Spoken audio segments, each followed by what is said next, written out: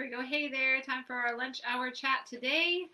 And today we're talking about buyer lingo. So there's quite a few terms that most people aren't familiar with when buying a home, or terms that mean something in the home buying process that is different than they mean in regular life. So I'm just going to touch on a few of those today, but I do have a resource where I'm regularly posting terms that you need to know and other concepts and tips um, and explanations of the process of home buying, and that link is in the description of this video. So if you want more of this kind of information, click that link and join the group. It doesn't cost you anything, no obligation, and I'd love to make sure that you have all the information you need. Okay, you'll hear under contract or pending or in escrow. What that means is that you found a house you like, the buyer has found a house they like, you've put in an offer, the seller's accepted the offer, a contract has been signed by all parties, stipulating all of the terms of that purchase, and so you're under contract. But we don't close. You don't get the keys that day or the next day. So there's this process that takes place. It takes around here usually 30 to 45 days from that accepted contract by all parties to actually closing. Money changes hands, keys change hands, and you start moving into your new home. So that is our escrow process, and that's just the process of the title company researching the title, making sure that everything is as it needs to be for a legal transfer of ownership. And you, as the buyer, would have time to do inspections, get your financing finalized. The appraisal happens during that, so there is a time there, but that's called the escrow period, or it's under contract. You'll see it as pending on the MLS or any of the servers that connect to the MLS. I mentioned title. The title company is who researches the record of ownership of the home and the property and make sure that there are no liens on it, or any other claims that could be made against the current owners of that house, which could then trickle down to you if you were to buy a house that has a lien without clearing that up. Then that could be a problem for you later, and that's what the title company does. And they also issue title insurance that covers you if there was something they missed. Inspections is pretty self-explanatory. You're going to do inspections. Most people do a whole house inspection. Around here in Kansas, we do a radon test. We recommend a radon test as well. If you're using VA or FHA loan, you're going to get a termite inspection that's required by the lenders. So anyway, you'll have an inspection period.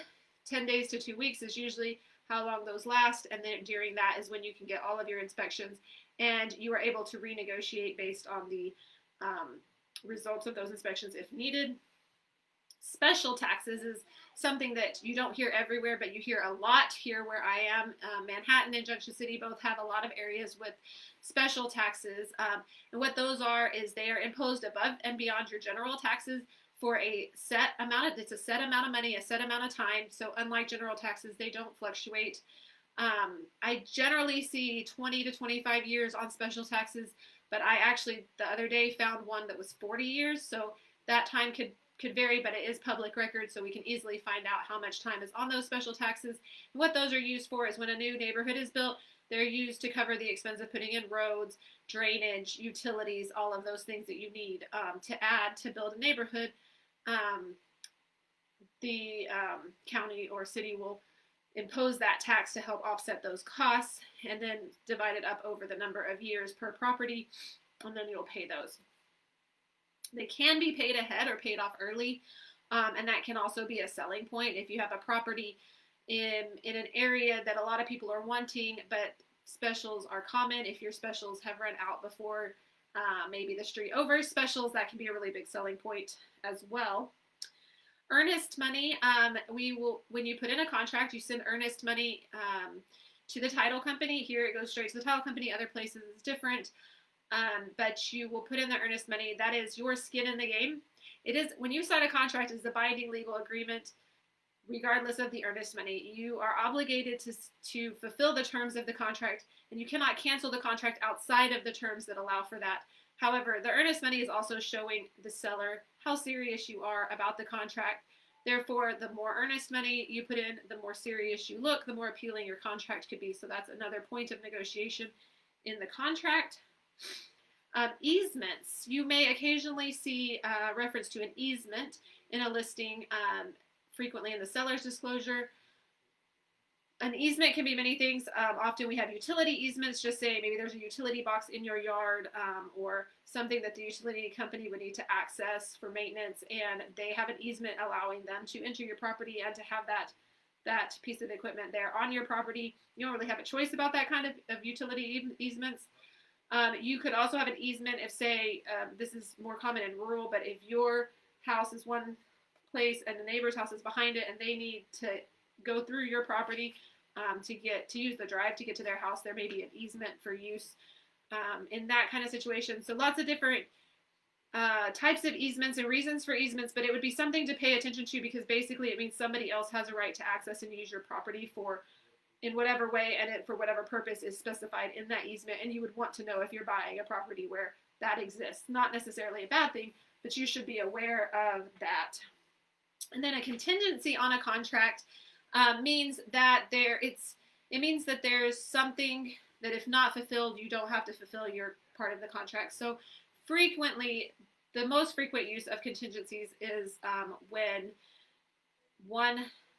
you're buying and selling. So you're selling your home and then you're buying another home, and you put in the offer for the home you want to buy, and then you'll put in a contingency saying, as long as my house that I'm selling closes, then I will continue, I will close on this property, because if something were to fall through with the house that you're selling, you don't want to necessarily end up with two mortgage payments. So you can use a contingency clause for that. They don't make your offer look as good. So if you're in a multiple offer situation, a contingency doesn't really play in your favor. I mean, obviously, it's sometimes you can't help it. Sometimes you have to have one. Necessary. They're often necessary, and we will do our best with those. But it does just know that an offer with a contingency versus an offer without a contingency, the offer without a contingency is probably going to get it unless the other offer just wins out in many other areas. So just something to keep in mind when you're making those offers.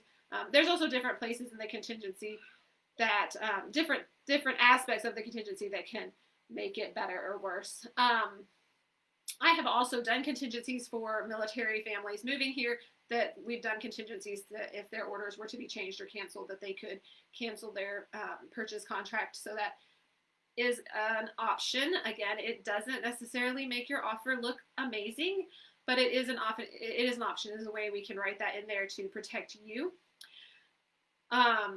One thing to know about often in those contingencies, depending exactly on how everything is written up, there's often a kick-out clause, which means they can leave it on the market if they get another offer and they want to take it. They can give you 48 hours to either agree to cancel the contingency or to cancel your contract so they can take the other offer. So just know that as another aspect of a contingency that can make it tricky, but I've done them and I've had them work just fine.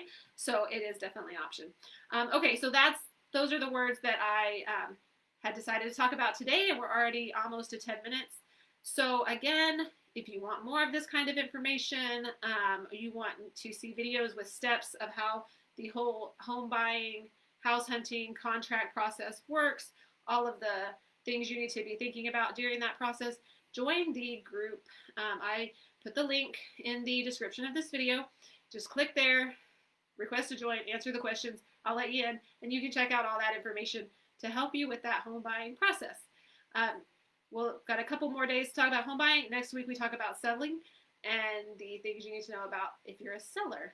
So hope this was helpful. Leave me any questions in the comments and join my group. Thanks. Bye.